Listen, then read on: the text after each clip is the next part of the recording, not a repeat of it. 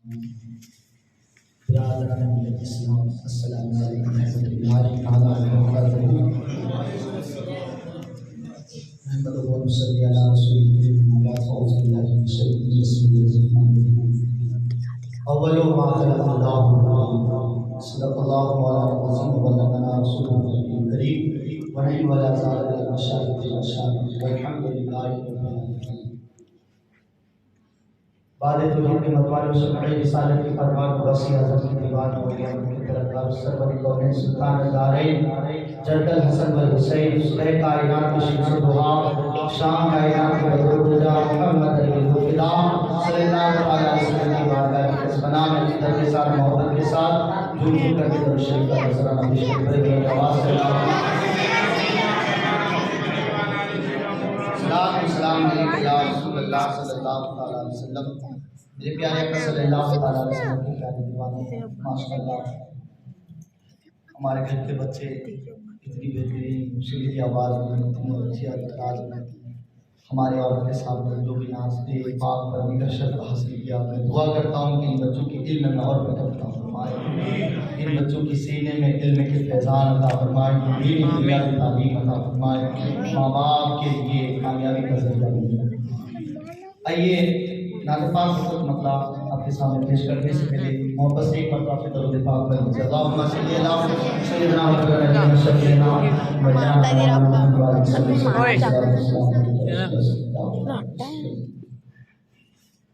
الحمدللہ کلام بہترین ہے اور آپ لوگوں کو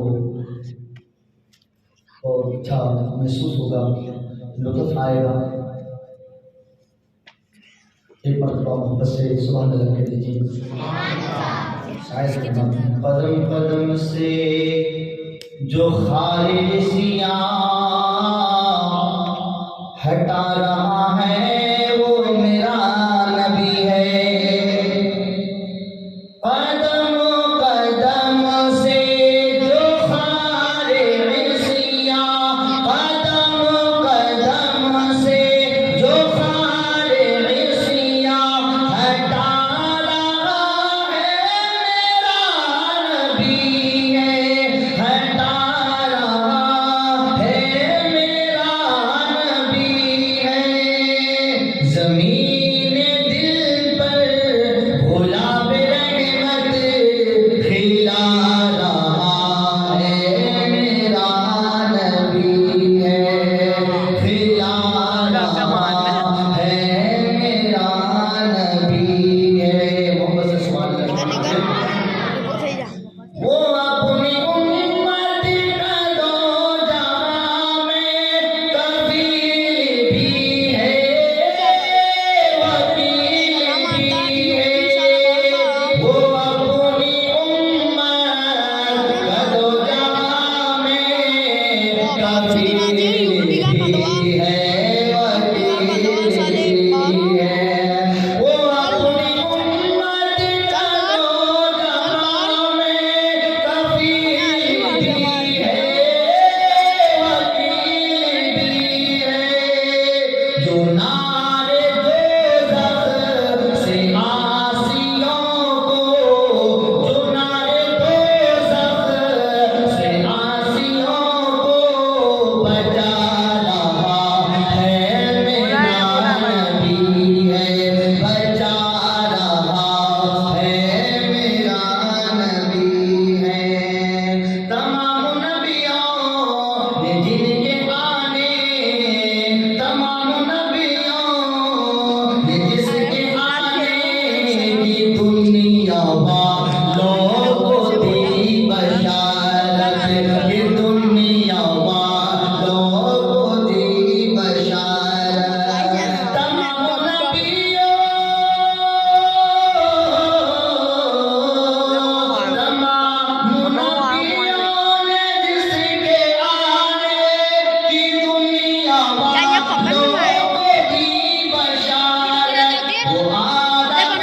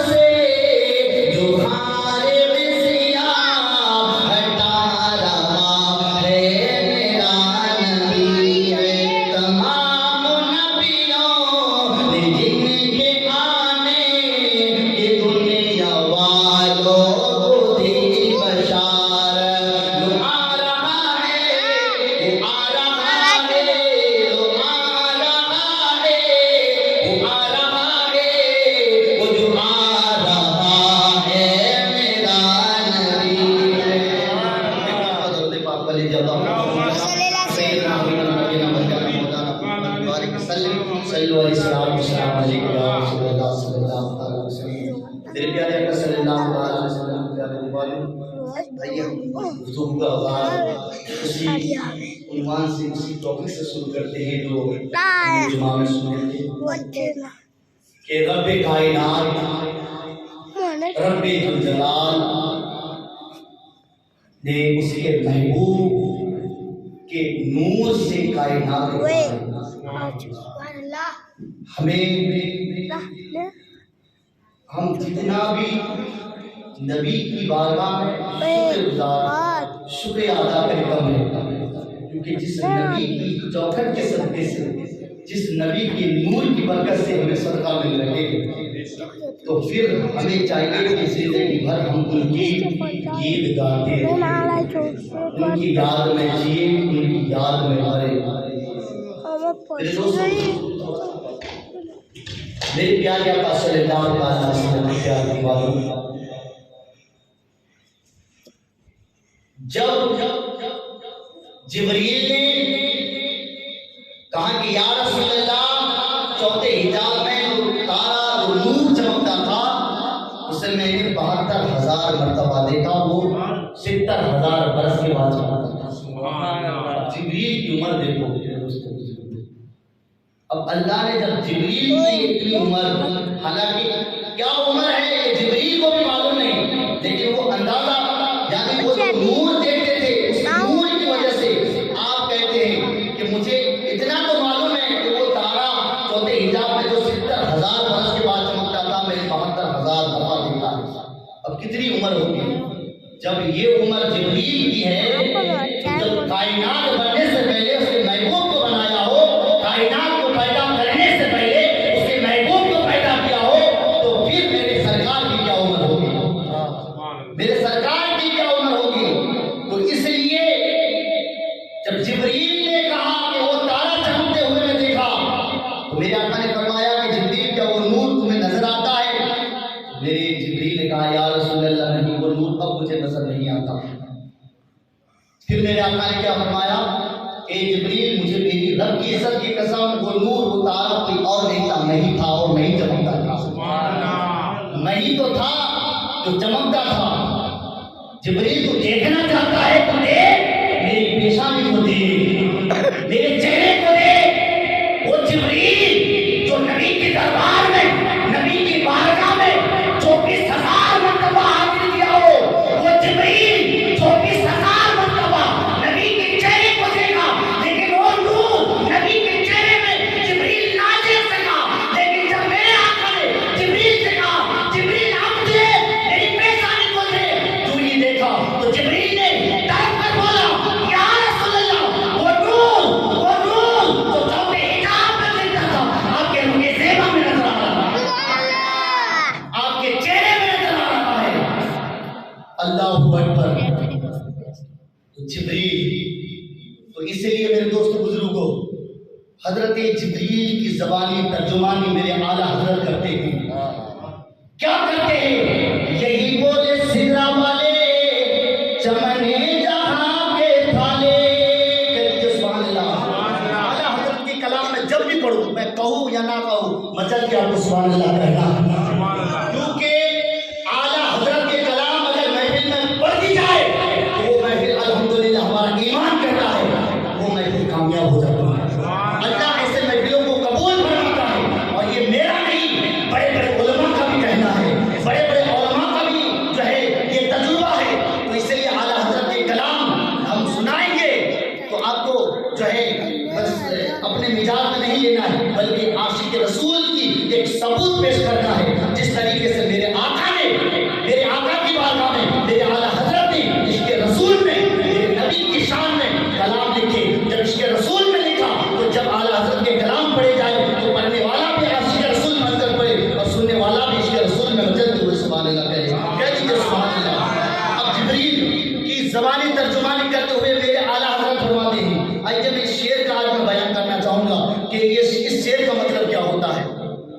اعلیٰ حضرت کیا فرماتے ہیں؟ یہی بولے سدرا والے چمنے جہاں کے تھالے، یہی بولے سدرا والے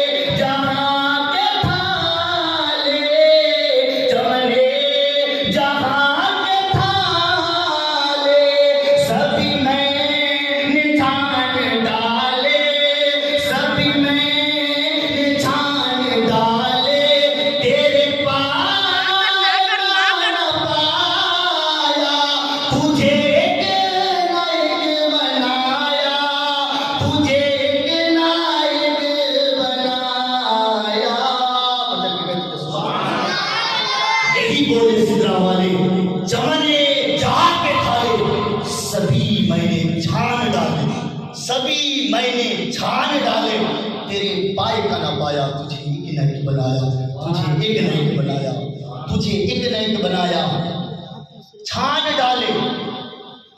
یہ اعلیٰ حضرت کی ترجمانی، جبریل کی ترجمانی میرے اعلیٰ حضرت فرماتے ہیں، عشق رسول میں فرماتے ہیں چھان ڈالے۔ اب چھاننا یہ لفظ بہت آسان شبد ہے، آپ سمجھتے ہیں کہ چھان ڈالے مطلب کیا؟ مطلب یہ کہ جبریل نے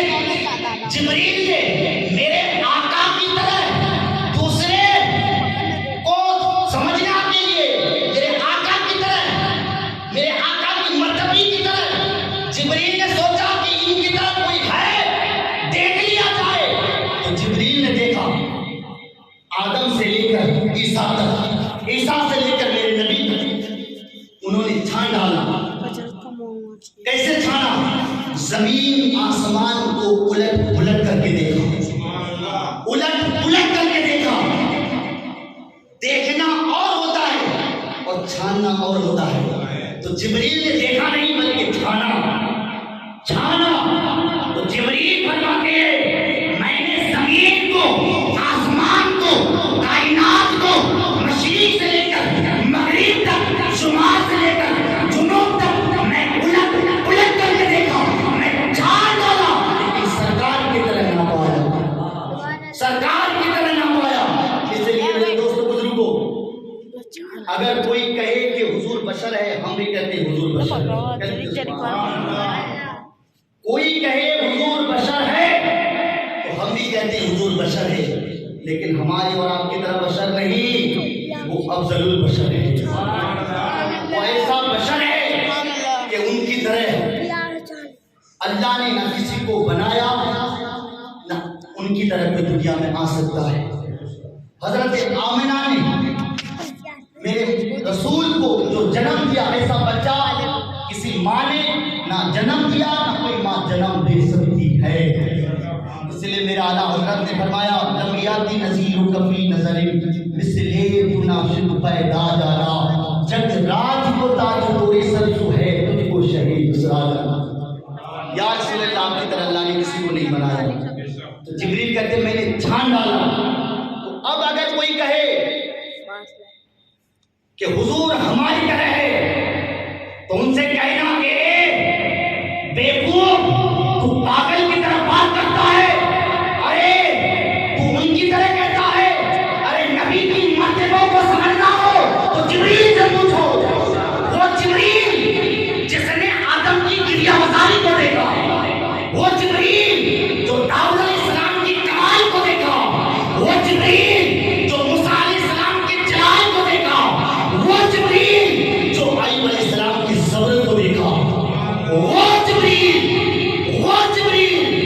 جس نے یوسف علیہ السلام کے حسن جمال کو دیکھا، وہ جبریل جس نے زکریا علیہ السلام کی خاموشی کو دیکھا، وہ جبریل جس نے عیسیٰ علیہ السلام کی مسیحائی کو دیکھا۔ ان سے پوچھو کہ قیامت سے لے کر اب دنیا جب سے بنی ہے، جبریل آج سے لے کر جب سے اللہ نے دنیا کو بنایا، تب سے جبریل نے ہر مخلوق کو آتے ہوئے دیکھا، ہر انبیاء کو دیکھا، اور ایک نہیں، دو نہیں، کم و بیش 1,24,000 یا 2,24,000 انبیاء کرام کی جلوہ گری کو دیکھا۔ ان سے پوچھو اے جبریل، جب تم نے آدم کی گریہ وزاری کو دیکھا، داؤد کے کمال کو دیکھا، عیسیٰ کی مسیحائی کو دیکھا، موسیٰ کے کمال کو دیکھا، جلال کو دیکھا، اے جبریل تو نے صدیق اعظم کی صداقت کو دیکھا، اے جبریل تو نے فاروق اعظم کی عدالت کو دیکھا، اے جبریل تو نے عثمان ذو النورین کی سخاوت کو دیکھا، اے جبریل تو نے مولا علی کی شجاعت کو دیکھا۔ بتا تو نے جب 1,24,000 انبیاء کرام کی جلوہ گری کو دیکھا، تشریف آوری کو دیکھا، مرتبے کو دیکھا، شان و شوکت کو دیکھا، جب تم نے نبی کی طرح کسی کو دیکھا، نبی کی طرح کسی کو پایا، جبریل کا یہی جواب ہوگا پگلے، اس کی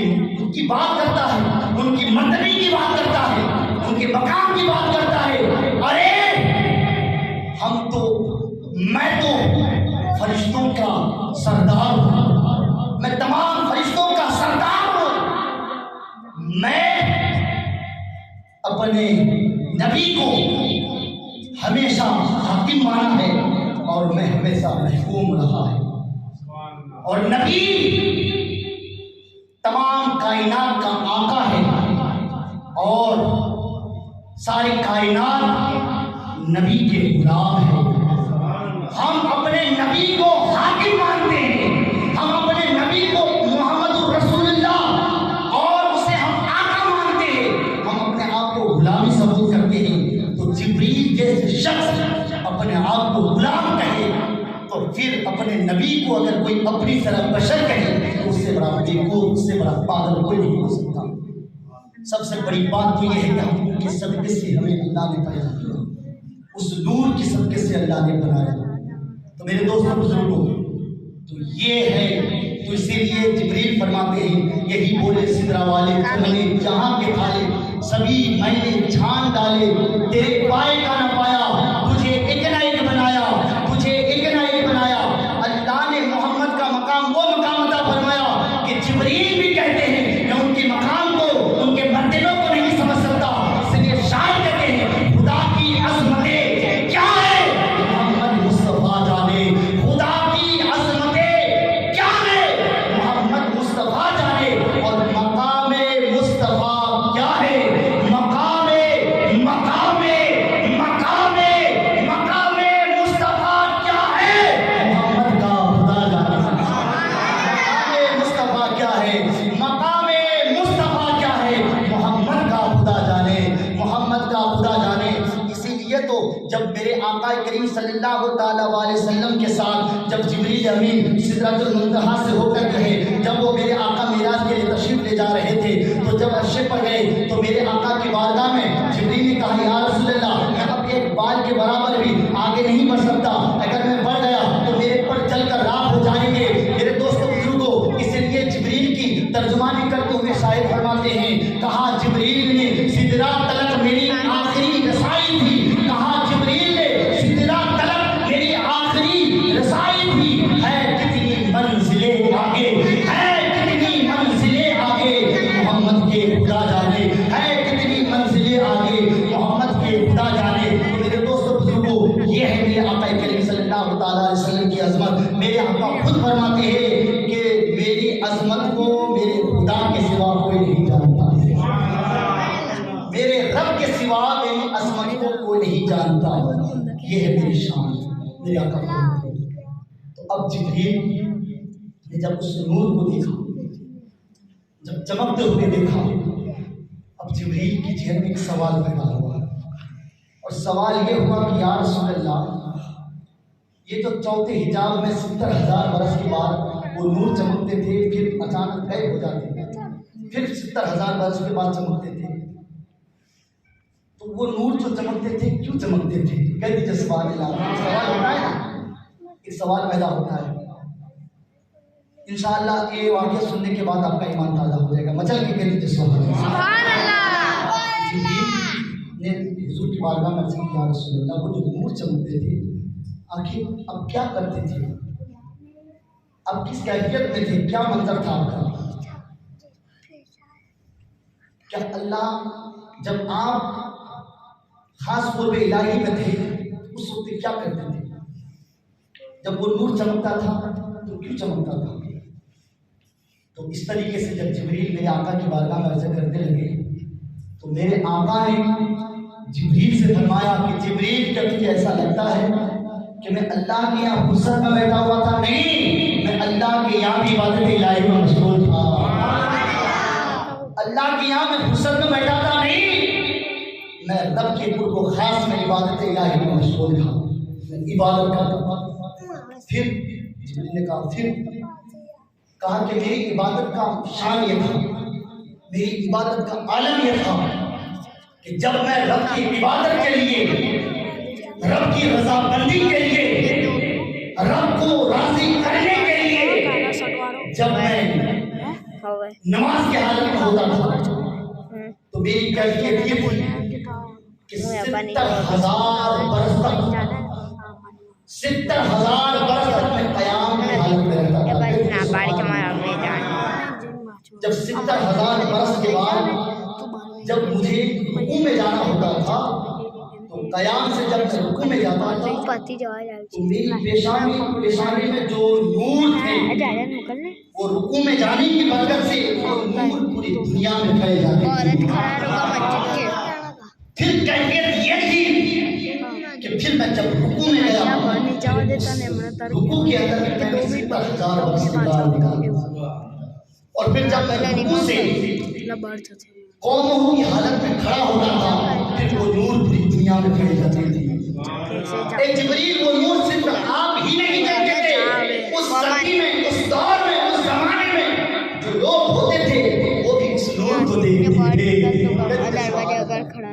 تو اسی طریقے سے میرے آقا نے جبریل سے فرمایا، جبریل میرا قیام 70,000 برس کا ہوتا تھا، میرا رکوع 70,000 برس کا ہوتا تھا، میں قوموں کی حالت میں 70,000 برس تک رہتا تھا، میں سجدے میں جاؤں تو 70,000 برس تک سجدے میں رہ جاتا تھا، تو سجدے سے جلسے میں بیٹھوں پھر 70,000 برس تک میں جلسے میں رہ جاتا تھا، پھر دوسرا سجدہ کرتا تھا، پھر 70,000 برس تک پھر میں سجدے میں نکال دیتا تھا۔ رکوع سجود کرنے میں جو میں رکوع کے لیے، سجود کے لیے اور قوموں کے لیے جب میں کھڑا ہوتا تھا، اٹھتا تھا، بیٹھتا تھا، وہ نور پوری دنیا میں پھیلتی تھی، وہی نور آپ دیکھتے تھے۔ نعرہ تکبیر، نعرہ رسالت، تسبیح میلاد النبی۔ تو میرے دوستوں بزرگوں، اسی لیے تو جتنے بھی انبیاء کرام آئے ساری مخلوق نے یہی چاہا۔ آدم علیہ السلام نے چاہا میں عبادت کروں اللہ مجھ سے راضی ہو جائے، عیسیٰ علیہ السلام نے چاہا میں اللہ کی عبادت کروں اللہ مجھ سے راضی ہو جائے، موسیٰ علیہ السلام نے چاہا میں اللہ کی عبادت کروں اللہ مجھ سے راضی ہو جائے، ابراہیم علیہ السلام نے چاہا کہ اللہ کی عبادت کروں اللہ کی عبادت کر کے میں اللہ کو راضی کر لوں۔ یعنی جتنے پیغمبر آئے، جتنی مخلوق آئے، انسان آئے، پرندے آئے، چرندے آئے، حیوانات آئے، ساری مخلوق نے یہی چاہا اللہ مجھ سے راضی ہو جائے اللہ مجھ سے راضی ہو جائے اللہ مجھ سے راضی ہو جائے۔ جب محمد رسول اللہ کی بات آئی تو اللہ نے یہ چاہا کہ میرا محبوب مجھ سے راضی ہو جائے، میرا محبوب مجھ سے راضی ہو جائے۔ سب نے چاہا، ہر مخلوق نے چاہا اللہ ہم سے راضی ہو جائے، لیکن اللہ نے چاہا کہ میرا محبوب مجھ سے راضی ہو جائے۔ اس لیے بریلی کے امام فرماتے ہیں خدا کی رضا چاہتے ہیں وہ عالم، خدا چاہتے ہیں رضائے محمد، خدا چاہتے ہیں رضائے محمد۔ تو میرے پیارے آقا صلی اللہ تعالیٰ علیہ وسلم کی پیارے زبان، تو میرے آقا کریم صلی اللہ تعالیٰ علیہ وسلم نے اللہ کی کتنی بڑی عبادت کی، تو اس سے ہمیں اور آپ کو ایک قدرت حاصل کرنا چاہیے۔ حضور صلی اللہ تعالیٰ علیہ وسلم دنیا میں بھی آ کر اتنی عبادت کی کہ اللہ تبارک و تعالیٰ خود اپنے محبوب سے فرماتا محبوب اتنی عبادت مت کیا کرو مجھے پیار آتا ہے، کہتے ہیں سبحان اللہ۔ اتنی عبادت کرتے تھے کہ میرے آقا صلی اللہ تعالیٰ علیہ وسلم کے پیر مبارک سوجن سے ہو جاتے تھے، یعنی خون کے فوارے نکل جاتے تھے، اور اس قدر روتے تھے امت کے لیے کہ میرے آقا کریم صلی اللہ تعالیٰ علیہ وسلم کے چہرے انور سے ایسے اشکبار ہوتے تھے کہ میرے آقا کے داڑھی مبارک تر ہو جاتے تھے، لباس تر ہو جاتے تھے، پانی بہہ جاتے تھے۔ میرے دوستوں بزرگوں، اس لیے جو ہے شاعر کہتے ہیں کہ اللہ کیا جہنم اب بھی نہ سرد ہوگا، رو رو کے مصطفیٰ نے دریا بہا۔ میری امت کے لیے، اپنی امت کے لیے اس قدر جو ہے عبادت کرتے تھے۔ عبادت کرنے کا مقصد یہ تھا کہ اللہ تو راضی تو تھا ہی، لیکن اپنی امت کی بخشش کے لیے عبادت کرتے تھے، اور ہمیں ایک پیغام دیا جب اللہ کے رسول اتنی عبادت کر سکتے ہیں، حضور جب اپنی گنہگار امت کے لیے اس قدر رو سکتے ہیں، تو ہم خود جانتے ہیں کہ ہم کتنا بڑا گنہگار ہیں، دل میں نہ جانے کتنی گناہ کتنی غلطیاں کرتے ہیں، لیکن اس کے باوجود ہمیں احساس نہیں ہوتا۔ حضور ہماری یاد میں، ہمارے غم میں رویا کرتے تھے، اور اس قدر روتے تھے جیسے ہڈیاں ابل رہی ہو، میرے آقا کی سینے سے ایسی آواز رونے لگتی تھی۔ تو میرے دوستوں بزرگوں، تو حضور کی یاد میں اپنے نماز کی پابندی کریں۔ انشاءاللہ اس کے حوالے سے بھی گفتگو کیا جائے گا، نماز کے حوالے سے بھی ایک عنوان آپ کے سامنے پیش کیا جائے گا، اور انشاءاللہ کل پھر میرے آقا کریم صلی اللہ علیہ وسلم کے لیے غیب پر گفتگو کی جائے گی. کہتے ہیں سبحان اللہ. میں آپ سبھی سے گزارش کرتا ہوں کہ آپ لوگ آئیے، اور آتے ہیں تو ہم کو بھی اچھا لگتا ہے. جب محفل میلاد کے لیے جب ہم نے انعقاد منعقد کیے گئے، اور جب ہم نے محفل میلاد 12 چاند تک ہم نے رکھا ہے، تو پھر ایسا نہ کیجیے کہ پھر درمیانی میں بند کرنا پڑے گا. انشاءاللہ اگر آپ لوگ آتے رہیں گے تو یہ پروگرام کامیاب ہوتا رہے گا اور چلتا رہے گا انشاءاللہ. اور یہ حوصلہ افزائی اگر آپ نے دیا تو انشاءاللہ آنے والے وقت میں بھی جو ہے ہم حوصلہ رکھیں گے، جذبات کے لیے. اور اگر آپ لوگ اگر ساتھ چھوڑ دیں گے تو بندہ جو ہے اکیلا کچھ نہیں کر سکتا، قطرہ قطرہ سمندر ہوتا ہے. تو اس لیے میرے دوستوں بزرگوں، جب ایک جو ہے ایک قوم جب مل جاتی ہے نا تو اس کے اندر ایک جان آ جاتی ہے. جس طریقے سے میرے دوستوں بزرگوں، وہ گھر جو گھر بے گھر ہوتا ہے وہ گھر ہوتے ہوئے بھی مردہ ہوتا ہے. جس طریقے سے ہمارا یہ جسم ہے، جب ہمارے جسم سے روح نکال لی جاتی ہے تو انسان کیا ہو جاتا ہے؟ مردہ ہو جاتا ہے. تو اب پھر وہی روح جب جسم میں ڈال دیا جاتا ہے تو پھر وہ جسم مردہ نہیں رہتا، زندہ ہو جاتا ہے. تو اسی طریقے سے جب کوئی بستی، پوری بستی ایک ساتھ مل کر رہتا ہے تو وہ بستی جو ہے اس بستی کے اندر جان آ جاتی ہے. جب مسلمان قوم ایک ساتھ مل کر رہتے ہیں تو اس مسلمان کے اندر جان آ جاتی ہے. جب ایک ملک ایک ساتھ ڈٹ کر کے رہتے ہیں تو وہ ملک آزاد رہتا ہے. لیکن جب ٹوٹ جاتا ہے تو پھر جو ہے جب ٹوٹنے سے انسان مردہ ہو جاتا ہے. تو اس لیے میرے دوستوں بزرگوں، میں آپ سبھی کو مبارکباد دیتا ہوں کہ آپ لوگ تشریف رکھیے. تو میں آپ سبھی سے دل سے دعا کرتا ہوں کہ اللہ تبارک و تعالیٰ آپ سب کی حاضری کو قبول فرمائے. انشاءاللہ میرے دوستوں بزرگوں، ہم اہل علم والے ہیں، اور اللہ تبارک و تعالیٰ نے دیکھیے اس میں زیادہ آپ لوگوں کو اس لیے دلاتا ہوں، حوصلہ اس لیے دلاتا ہوں کیونکہ جب اللہ نے مجھے عالم دین بنایا، علم سے نوازا ہے، تو کل قیامت کے دن ہو سکتا ہے کہ اللہ جب مجھ سے پوچھے گا کہ جب ایک بستی کے لیے جب تمہیں ایک رہبر بنا کر کے بھیجا گیا تھا، ایک امام بنا کر کے بھیجا گیا تھا، تجھے عالم دین بنایا گیا تھا، قوم کے سامنے تجھے امام بنا کر کے کھڑا کیا گیا تھا، تم نے کتنے لوگوں کو نماز پڑھائی. تو یہ محفل میلاد رکھنے کا مقصد یہ ہوتا ہے کہ اس محفل پاک کی برکت سے ہماری بستی کے لوگ نمازی بن جائیں. اگر ہمارے اندر کوئی بری عادت ہے تو توبہ کریں. اس محفل پاک کی برکت سے اللہ تعالیٰ ہمارے اندر ساری برائیاں ختم ہو جاتی ہیں. دعا کریں.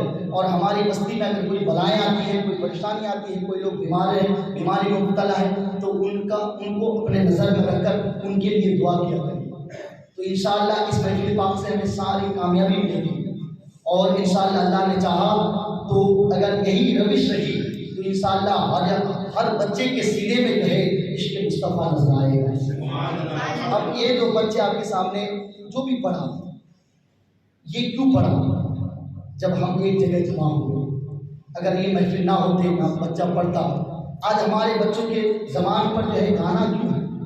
کیونکہ ہم نے اس کو ترغیب نہیں دی ہے، ہم نے اس کو پیغام نہیں دیا ہے. لوگ کہتے ہیں کہ میرا بچہ نمازیں نہیں ہے. نماز کیوں ہوگا؟ نماز تب بن سکتا ہے 10 سال کی عمر میں اگر ہم نے اس کو مسجد میں لانے کی عادت ڈالی. 10 سال کے اندر بچے کو اگر ہم نے نمازیں بنا دیا تو پھر وہ بچہ ہمیشہ زندگی پر نماز پڑھے گا. بتایا جاتا ہے کہ 18 سال کے بیچ میں، بچپنا سے لے کر 18 سال کے اندر اس کے اندر جو عادت ڈال دی جائے گی، بڑھاپے تک اس کے اندر وہی عادت رہے گی. اگر وہ نمازی بن گیا تو زندگی بھر وہ نماز پڑھے گا. اگر وہ قرآن پڑھنے والا ہو گیا تو زندگی بھر وہ قرآن پڑھتا رہے گا. اگر اس کے اندر کوئی اچھی عادت ڈال دی گئی تو زندگی بھر وہ اس پر عمل کرتا رہے گا. اور 18 سال کے اندر ہم نے بچوں کو نصیحت نہیں کر سکا، اس کو ہم نے صحیح ترغیب نہیں دی، ہم نے اس کو صحیح راستہ نہیں دکھایا. اگر سمجھو کہ اگر اس کے اندر کوئی بری عادت پڑ گئی، جھوٹ بولنا، گناہ کرنا، یا کوئی نشہ اس کے اندر آ گیا، نشہ کرنے کی عادتیں آ گئی، تو پھر یاد رکھنا دنیا والے چاہے اس کو کتنا بھی نصیحت کرے، بس 18 سال کے اندر اسے نصیحت نہ کرنے کی وجہ سے، اسے اچھے ماحول میں نہ رہنے کی وجہ سے پھر ہوتا یہ ہے کہ زندگی بھر ہے پھر وہ گناہوں میں مبتلا رہتا ہے. 18 سال سال کے اندر وہ نماز نہ بن سکا، قرآن پڑھنے والا نہ بن سکا، مسجد کی طرف نہ آ سکا، کسی محفل میں نہ بیٹھ سکا، پھر زندگی بھر وہ ایسے بے نمازی بن کر کے رہیں گے۔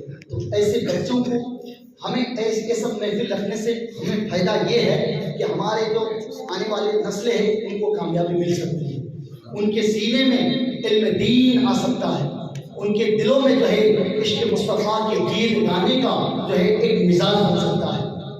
تو میرے دوستوں بزرگوں تو میں دعا کرتا ہوں کہ اللہ تعالیٰ اس میں پاک کو عطا فرمائے۔